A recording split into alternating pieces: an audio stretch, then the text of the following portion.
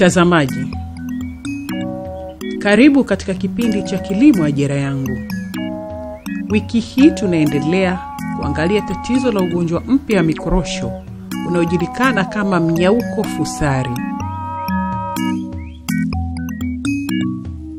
Ugonjwa huu wa mnyauko fusari ulianza kuonekana mkoa wa Pwani, wilaya ya Mkuranga, katika vijiji vya Magawa na Makumbea mnamo mwaka 2012. Na mwaka huo huo taarifa zake zilipelekwa katika taasisi ya utafiti wa kilimo Naliendele. Taasisi ya Naliendele ilianza kufanya utafiti na kugundua ugonjwa huo unaitwa mnyauko fusari.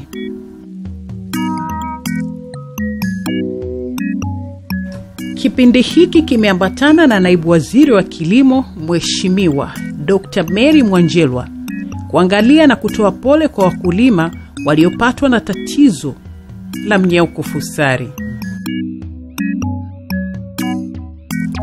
Ziara hiyo ilianza katika mkoa wa Lindi, wilaya ya Nachingwea, shamba la mkumba lililo chini ya kituo kidogo cha utafiti na uzalishaji wa mbegu bora kilicho chini ya taasisi ya utafiti wa kilimo Naliendele. Hapa naibu waziri ameona mikorosho iliyopandwa tangu mwaka 1957 na mwaka 1958 ambayo imetunzwa vizuri na kituo hicho na inaendelea kuzaa mpaka leo.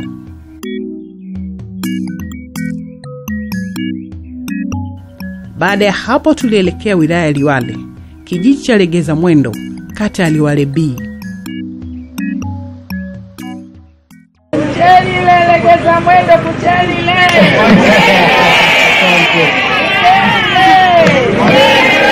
Asante sana, tunashukuru.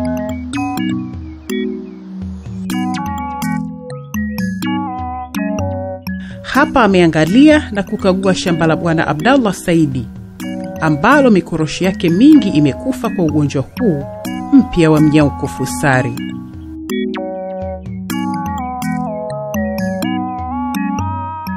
Kwa mujibu wa mkulima mwenye shamba lililoathirika na ugonjwa huu, Bwana Abdallah Saidi, ugonjwa huu aliugundua mwaka 2016 baada ya kuona mikorosho yake inaanza kukauka kwa kasi.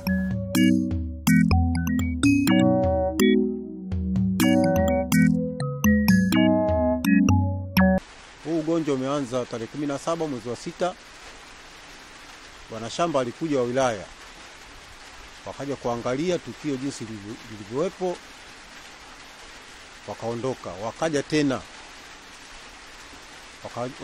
kuangalia na bwana shamba wao. Baada ya hapo, baada ya kuondoka kwao, wakaja sasa tuksi ya bwana shamba karibu 20, maana pikipiki nilizihesabu zilikuwa 20. Wilaya mzima walikusanyika. Baada ya hapo, baada ya kutoka, ndo wakafika jamaa wa utafiti Wanaliendele, wakaja kuangalia na kuchukua sample ya miche na mizizi ya mikorosho.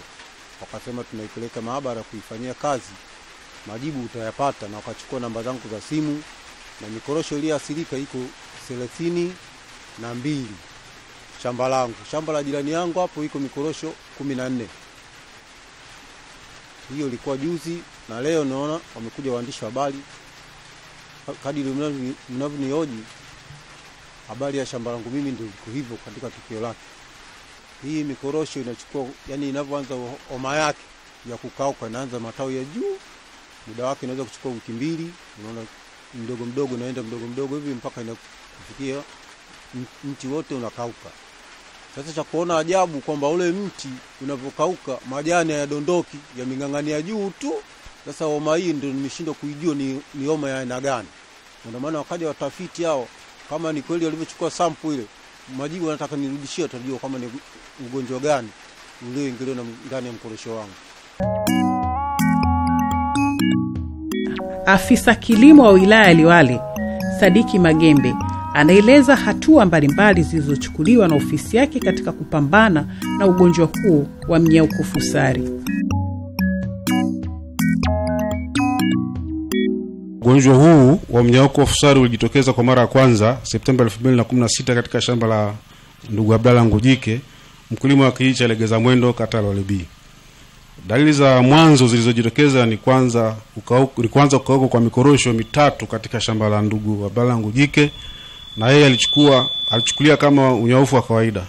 Baada hali kuonekana kuendelea, ndugu Abdalla Ngujike alitoa taarifa kwa afisa ugani wake wa kijiji, ndugu Shaban Musa, ambaye naye aliripoti ofisi ya kilimo makao makuu baada ya kuona ushauri wake aliotoa kwa mkulima huyu hakusaidia licha ya mkulima kutekeleza.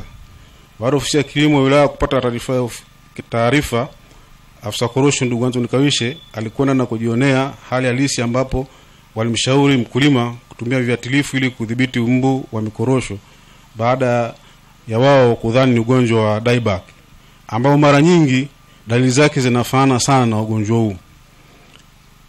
Mkulima alipulizia viwadudu shambani, lakini idadi ya mikorosho iliendelea kukauka. Mheshimiwa Naibu Waziri, ofisi ya kilimo iliendelea kufuatilia mwenendo wa shamba hilo, na hali ya kukauka kwa mikorosho ikawa inaendelea. Na ilifika mwaka 2017 mwezi Septemba, mkulima mwingine ndugu Rashidi Mchuche alitokeza akistaajabu korosho kukauka shambani kwake na kutoa taarifa kwa afisa ugani, ambaye na yeye alitembelea na kujiridhisha na hali ambayo ilikuwa imejitokeza. Hatua zilizochukuliwa na ofisi ya kilimo. Mheshimiwa Naibu Waziri, timu ya wataalamu wa kilimo makao makuu iliongozwa na afisa wa kilimo ilitembelea maeneo yaliyoathirika na kujionea hali halisi ilivyo mashambani.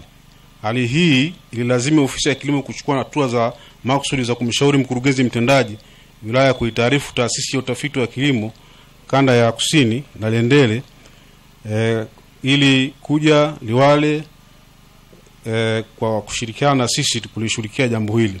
Timu ya utafiti ilikiri kupokea wito na ilichukua hatua mara moja kuja kushirikiana na wataalamu wa halmashauri kwa lengo la kukabiliana na athari ambayo imejitokeza.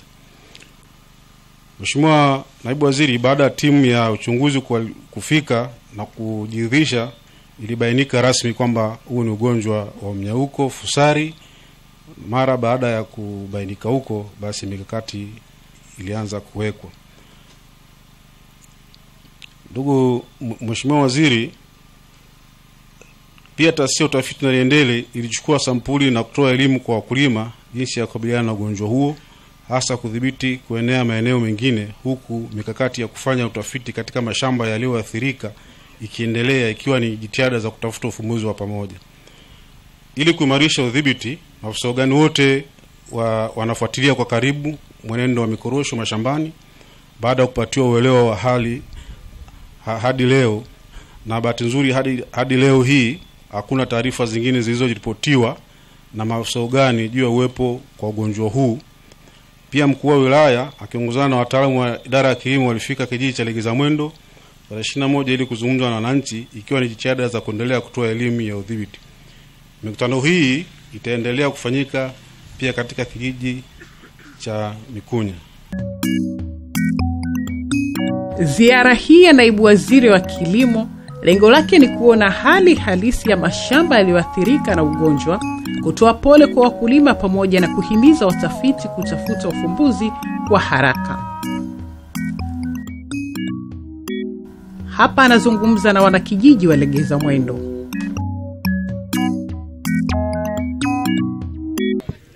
Hodi, hodi, hodi Liwale.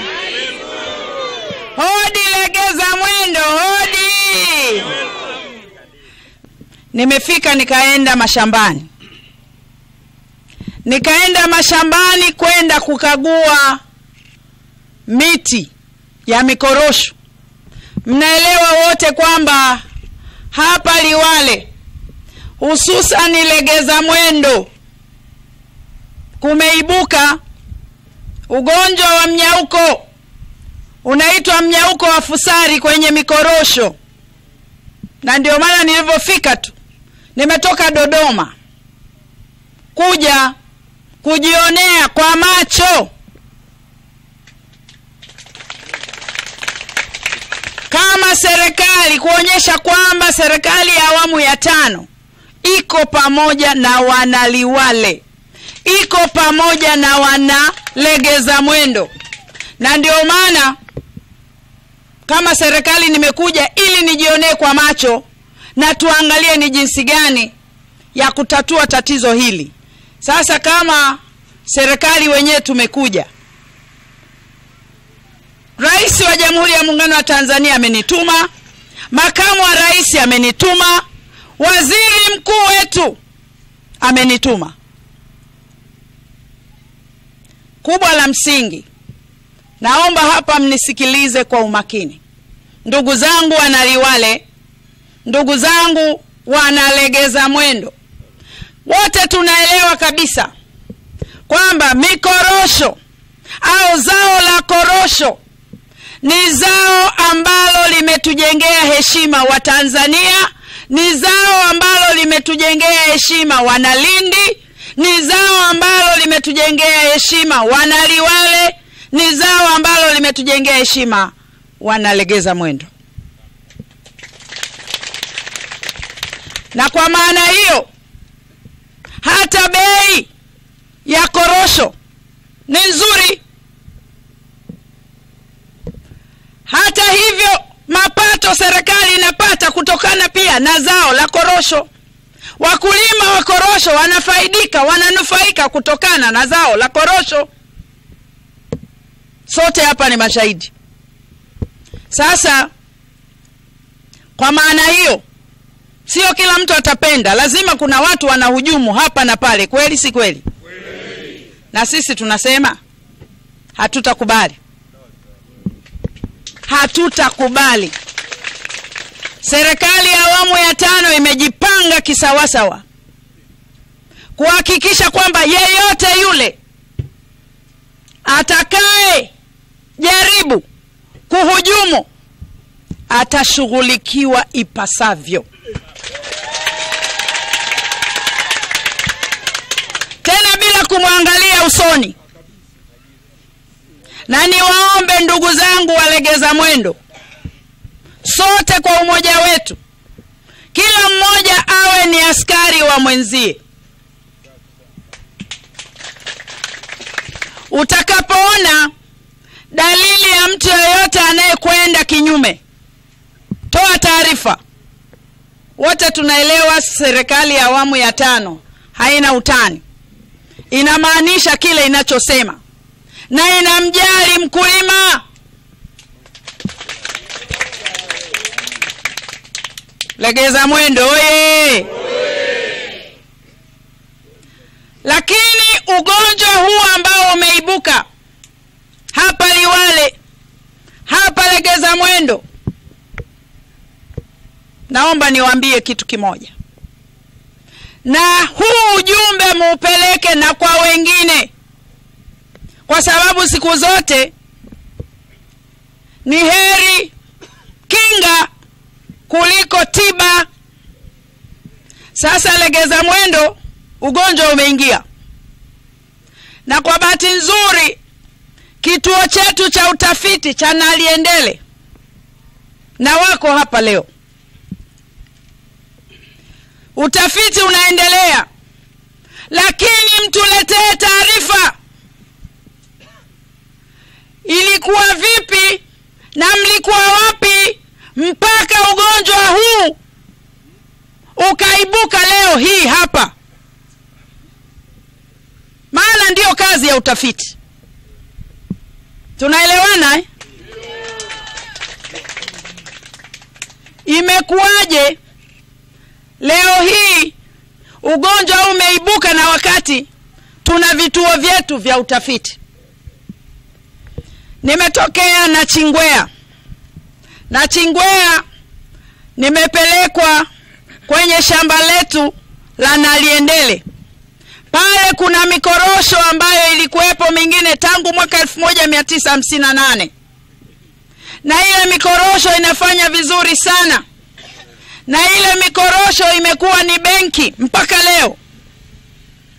Na inaendelea kuzalisha.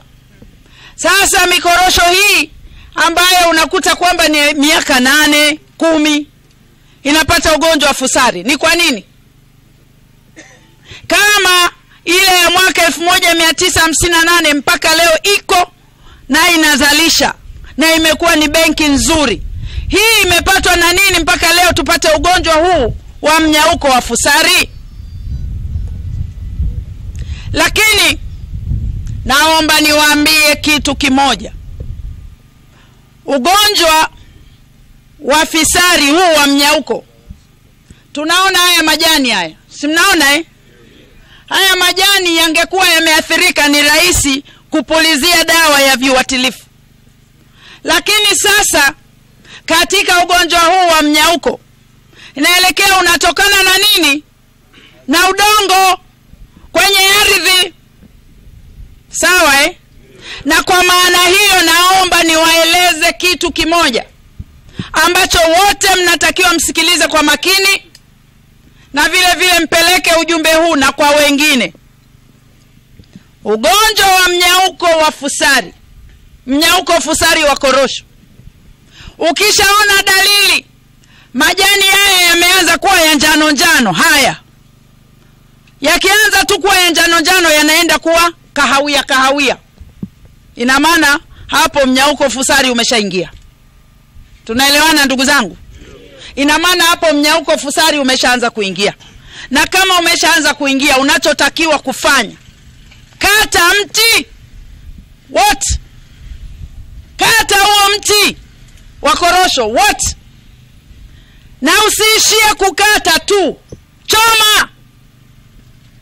Na usiishie kuchoma tu, kile kifaa ulichokatia, kabla hujaenda kukata mti mwingine ambao na wenyewe umeathirika, choma moto, chochea moto kile kifaa, kwa sababu tayari kitakuwa kina vijidudu.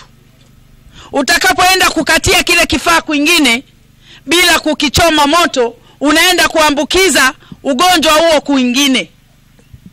Tunaelewana hapo? Hili ni agizo, na hii itasaidia ugonjwa huu kutoenea maeneo mengine.